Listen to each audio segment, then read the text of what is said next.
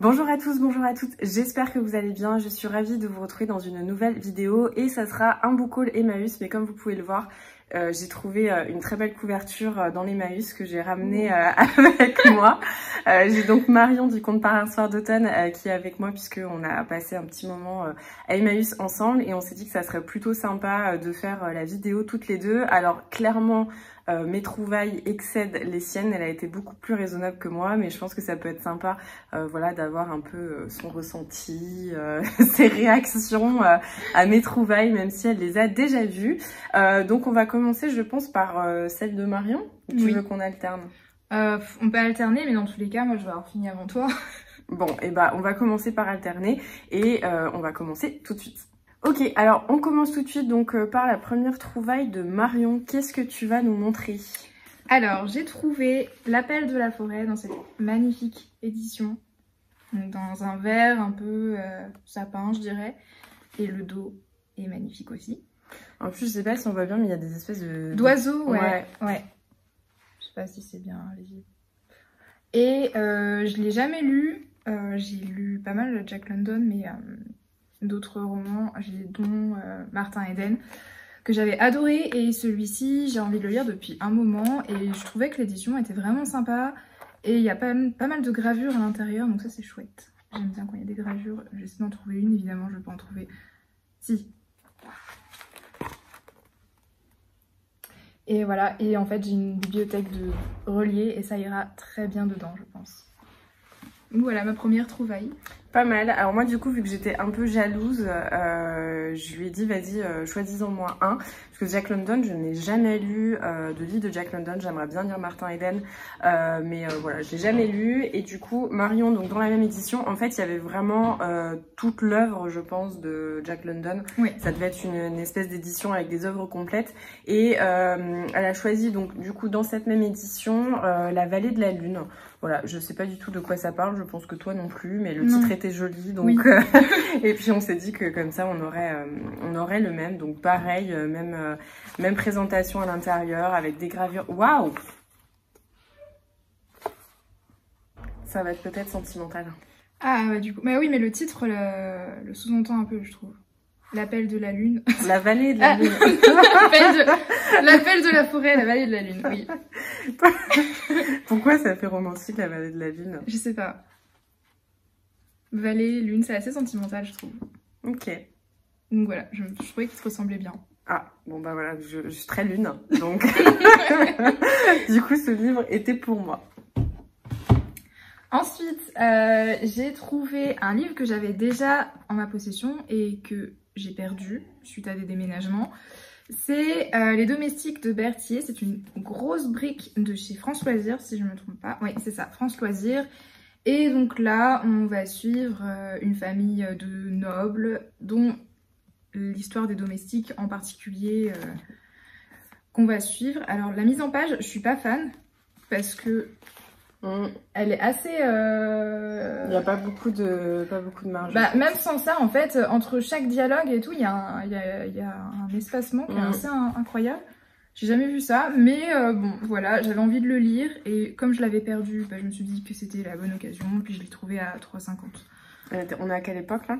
Là, on est en 1766-1773. Je me suis pas plus attardée que ça sur le résumé. Tu connais Monique Turcotte ou pas? Ça me dit quelque chose. Je crois que j'ai déjà lu quelque chose d'elle, mais il y a très longtemps. Ça me dit rien du tout. Donc voilà pour ma deuxième trouvaille. Par quoi je continue, moi? Je vais rester dans les grands formats, tu penses? Oui. Ou je fais d'abord les... Il t'appelle, lui. Lui? Ouais. Alors, ça c'est un peu un fail en vrai. Oui, mais bon. J'étais en train de regarder les livres et là je tombe sur un nom que je connais bien puisque c'était Diana Gabaldon. Et on a un petit chien qui pleure. Est-ce que je la laisse de sortie? Je pense. Oui, Je vois le nom de Diana Gabaldon puisque c'est l'autrice de Outlander et je sais pas, le titre me disait absolument rien du tout. Je vois les canons de la liberté avec cette ce petit dos comme ça en tartan, une édition en hardback. Je me dis génial, ça a l'air trop bien. Je ne regarde même pas la 4e de couverture. Je pense que vous savez, c'est une habitude chez moi, je regarde rarement les 4e de couverture. Et je dis à Marion, oh là là, j'ai trouvé un Diana Gabaldon, j'en ai pas entendu parler. Puis je m'étais dit, bah peut-être qu'elle a écrit autre chose puisque avant Outlander, elle a peut-être écrit d'autres romans.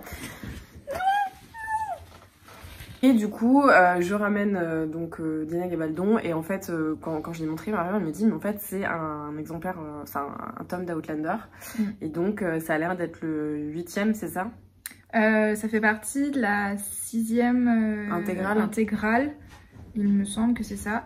Donc... Mais elle est très jolie, donc ça aurait été bête de passer à côté, et puis je crois qu'elle t'a coûté 1 euro. Elle m'a coûté 1 euro, et voilà, c'est une édition en hardback, mais du coup, franchement, les Outlander, ils auraient dû les faire en relié. Je suis d'accord. Ça donne hyper envie. Après, si ça se trouve, c'est aussi des éditions québécoises, que des fois, au Québec, ils ont... Ah, tu penses? Bah, je sais pas. Pour moi, c'était France Loisirs, ça. Ouais, France Loisirs. Ouais, mais France Loisirs, ça existe peut-être au Québec, non? Alors là... Je ne sais pas. Mais du coup, oui, la collection est très belle. Franchement, je me dis, t'imagines tous comme ça avec le tartan. Ah, oui. Bah, s'ils sont pas criards, ouais. Ouais. S'ils restent dans ces notes-là, ça serait très joli. Ouais. Donc voilà, un livre d'Outlander. Je me suis à moitié spoilée en essayant de lire la 4e de couverture. Et ensuite, Marion m'a spoilé une partie de l'histoire. Donc on a décidé d'arrêter de parler d'Outlander. C'est dangereux. Voilà. Mais j'étais super contente de le trouver parce qu'il est assez beau. Et je me dis, j'essaierai peut-être de regarder pour... trouver le reste de la collection. Je pense que tu vas les trouver à très cher. Ah Il me semble qu'ils sont à très cher, ouais. Non, bah dommage. Mais peut-être sur un malentendu. Ça peut arriver. Ensuite, alors, un livre dont j'ai jamais entendu parler. Il s'agit de Félicité et c'est une intégrale, c'est de Jean-Pierre Charland. Donc ça comprend Le Pasteur et la Brebis et La Grande Ville.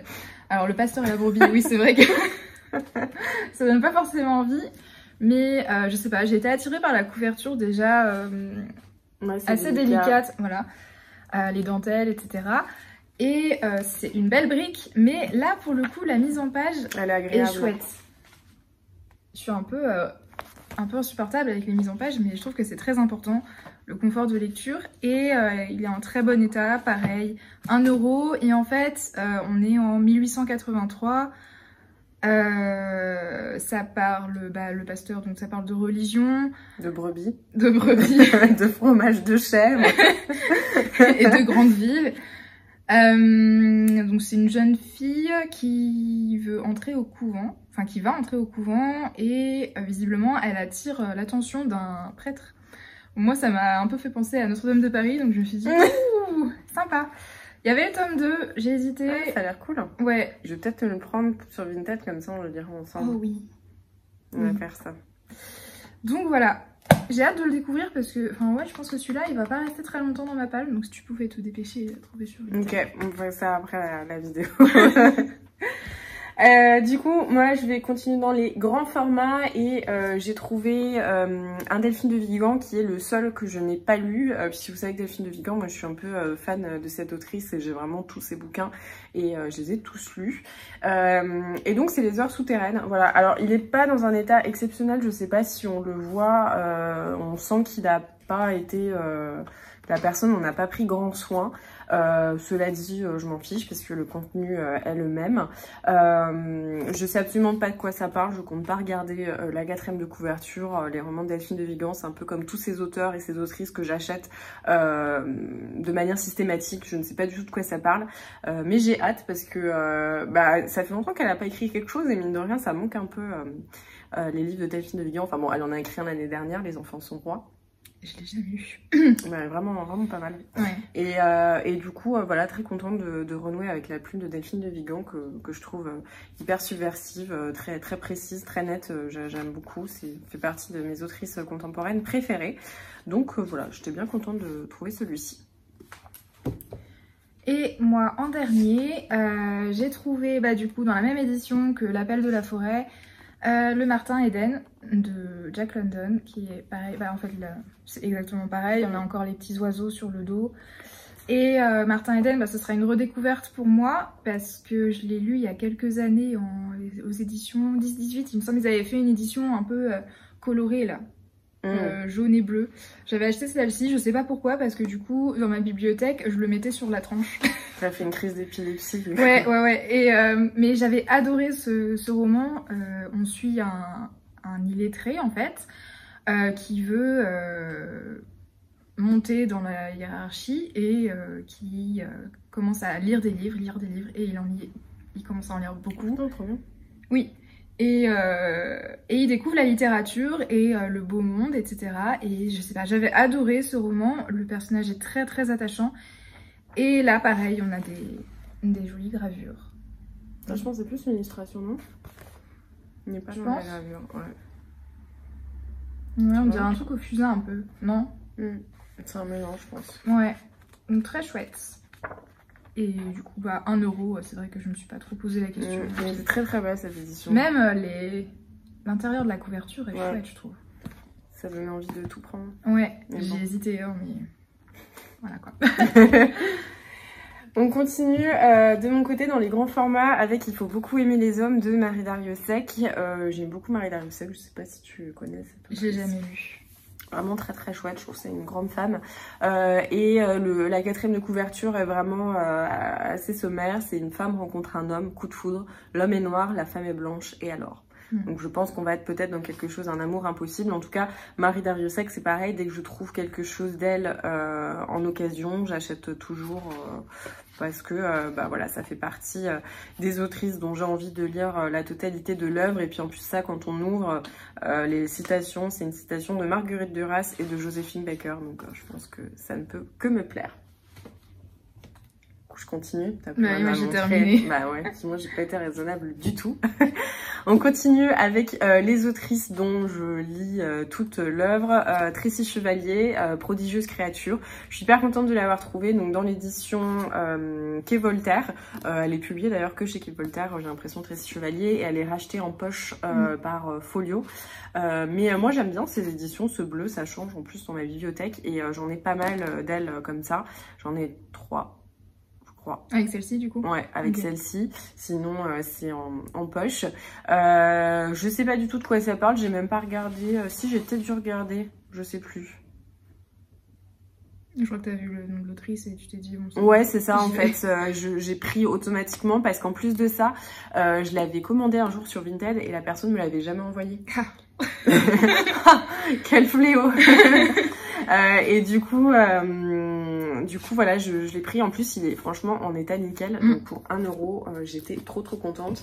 Et la trouvaille dont je suis vraiment contente dans ce book haul, c'est celui-ci, Un bref instant de splendeur de Ocean Vuong, qui était publié aux éditions Gallimard. Il faisait partie de la rentrée littéraire de septembre ou janvier de l'année dernière, je sais plus trop. J'avais hyper envie de l'acheter, mais vous savez, moi, la NRF, souvent, je me calme parce que c'est quand même 20 balles et souvent, je le lis en un après-midi. Donc, c'est souvent, je trouve que voilà, on n'en a pas trop pour son argent parce que je l'ai lu d'une traite et j'ai dépensé 20 €. Donc, souvent, j'attends qu'il sorte en occasion. Et là, quand je l'ai vu, bah, j'étais trop contente. 3,50 €. Donc, vraiment hyper chouette. C'est un NRF du monde entier, du coup.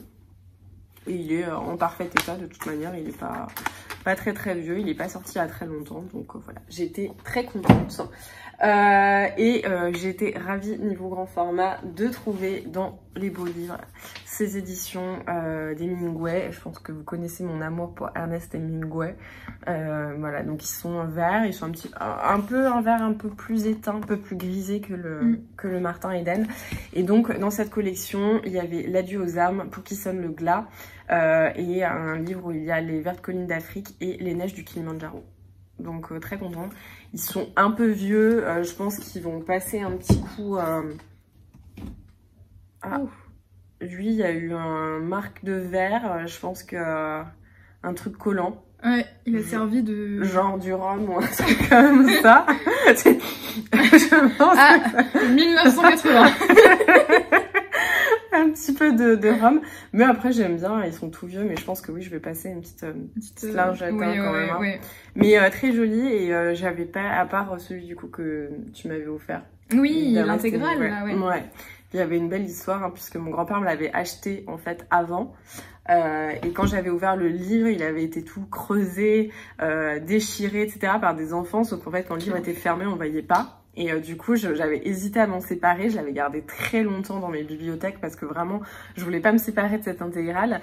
Et quand j'avais refait mes bibliothèques, bon bah, je m'étais dit c'est un petit peu ridicule quand même de garder ce livre juste pour la couverture. Et en fait, sans le savoir, Marion me l'avait offert un mois après pour mon anniversaire. Ouais, bah oui, je savais même pas que tu le cherchais. Ouais, comme quoi, tu vois.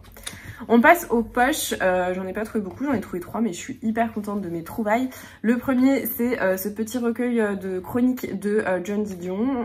Voilà, c'était un livre qui était offert, mais bon, après, moi, ça me dérange pas d'acheter des livres offerts à Emmaüs parce que je sais pourquoi. Enfin, tu donnes ton argent pour une cause, alors que quand c'est sur Vinted, c'est vrai que ça m'embête un petit peu plus de le faire. Mais voilà, petit John Didion. Je crois que celui-là, le recueil des chroniques de l'Amérique, il me semble que je l'ai en VO. Mais je l'ai pas lu depuis un petit moment et je me demande même si je l'ai pas prêté à quelqu'un parce qu'il est pas du tout dans ma bibliothèque de VO. C'était avant que je fasse mon carnet de prêt, donc voilà, je ne sais pas où il est. Mais du coup, voilà, je l'ai trouvé, j'étais très contente et je sais pas, ils sont à combien les poches, tu sais? Les poches sont à 1 euro, je crois. 1,50 € maxi. Ah ouais? Bon, bah bref, voilà, donc du coup, je l'ai pris. J'étais hyper contente de tomber sur ce livre, donc c'est Charleston Sud de Pat Conroy. Alors c'est une belle brique. En fait, si vous suivez Séverine de la chaîne, donc il est bien ce livre, en fait, elle s'était pris d'une passion pour Pat Conroy avec ses grandes sagas, en fait, américaines. Elle avait vraiment été bluffée, je me souviens qu'elle avait fait une vidéo dessus et j'avais dû screener à peu près tout ce dont elle avait parlé et à chaque fois, j'essayais de trouver Pat Conroy en occasion. Je pense que ça avait donné un espèce de move sur l'occasion au moment où elle avait fait cette vidéo, puisque quand j'avais cherché sur Vinted, j'en avais pas du tout trouvé. Et là, je suis tombée dessus. Je suis très contente. Voilà, on est dans les années 69, je crois, 70, 90. Et ça a parlé d'un groupe d'adolescents venus de plein d'horizons différents, etc. Enfin, ça avait l'air trop chouette et vraiment, elle décrivait un auteur capable de dresser comme ça des gros livres, mais où on s'ennuie jamais, où ça raconte toute une histoire en profondeur sur plein de gens. Et je sais pas, ça m'avait vraiment attiré la manière dont elle en avait parlé. De toute manière, je trouve que Séverine, elle parle très très bien des livres. Même les polars, les thrillers, c'est pas mon genre, mais dès qu'elle en parle, j'ai envie d'acheter. Mais là, du coup, Pat Conroy, je m'étais dit, ça c'est peut-être plus pour moi que les thrillers où moi je me lasse assez vite. Mais voilà, très contente de l'avoir trouvé. En poche, par contre, il y a ces petits trucs là, ils sont chiants. Mais bref, voilà, très très bon état.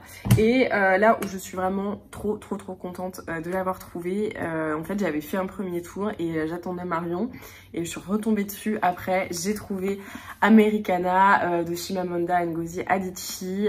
Voilà, c'est un livre qui est féministe, on va dire. Je pense qu'on peut l'écrire comme ça. Engagé, ouais. Engagé, voilà. Et ça faisait un petit moment que j'avais envie de le lire, sauf que je ne le trouve jamais d'occasion, vraiment jamais.